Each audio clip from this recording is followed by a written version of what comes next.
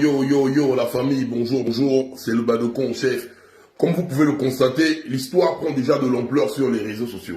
Or, entre-temps, nous avons commencé à parler de cela il y a 3 semaines avec mon frère Stéphane Zeng, concernant les influenceuses qui se définissent dans le monde comme des femmes battantes, des femmes sur lesquelles les jeunes filles s'identifient.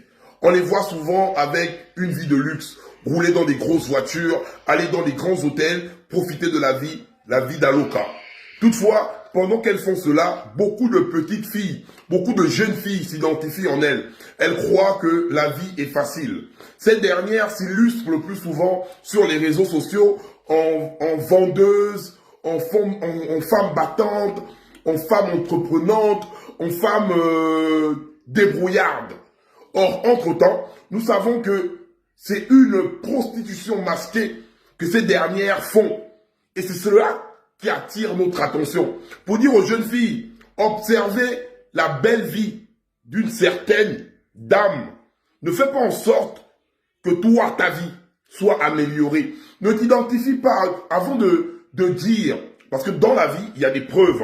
Une personne qui a eu à se battre afin d'avoir de l'argent, cette personne a un parcours, soit un parcours scolaire, soit un parcours de combattant. Le parcours de combattant, vu qu'elle se considère comme des femmes battantes, vous allez voir qu'elle a commencé avec un petit business. Ce business lucratif a eu à évoluer petit à petit, donc la constance.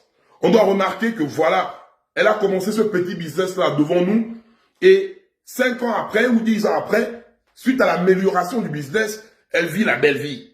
Or, entre-temps, toutes ces influenceuses que nous voyons sur les réseaux sociaux, en fait, explosent du jour au lendemain.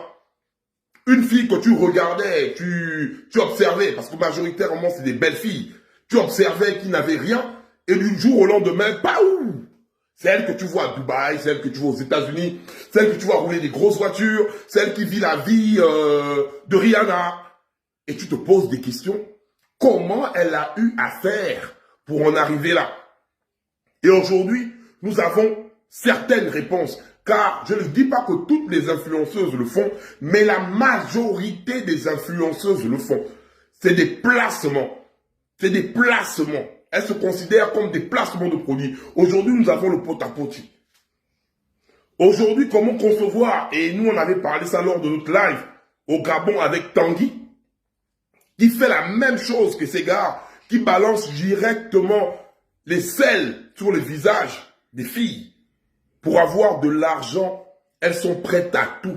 Pour avoir la belle vie, elles sont prêtes à tout. Mais moi, c'est pas mon problème, c'est leur vie. Elles font de leur corps ce qu'elles veulent. Mais moi, ce que je ne veux pas, c'est qu'elles entraînent les jeunes filles. Les jeunes filles qui sont en mode idole, en disant « j'aime ce qu'elle fait, je me reconnais en elle, j'ai envie de devenir comme elle ». Ça, je n'accepte pas ça. Parce que quand tu influences une jeunesse, cette jeunesse t'écrit, cette jeunesse vient inbox. Et cette dernière, parfois, elles prennent les jeunes là pour les entraîner dans la boucle infernale. Le diable ne veut jamais mourir seul. Chère sœur, l'influence c'est bien, mais l'influence qui émane de ton courage, de ta force, de ta sueur du front est mieux. Ne vous laissez pas entraîner par ces influenceuses qui subissent les choses, qui n'arrivent pas à vous dire. Elles vous illustrent juste la belle vie, mais elles ne vous montrent pas ce qu'elles subissent. Soyez maligne, faites vos études.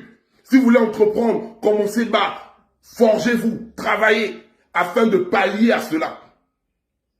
Une femme doit bosser, mais pas bosser en s'humiliant, en se rabaissant, en devenant un dépôt. Ça, je dis non. Chère petite sœur, tu as de l'avenir devant toi. Ne regarde pas celles qui vont t'entraîner à faire du n'importe quoi. Le con, vous croyez.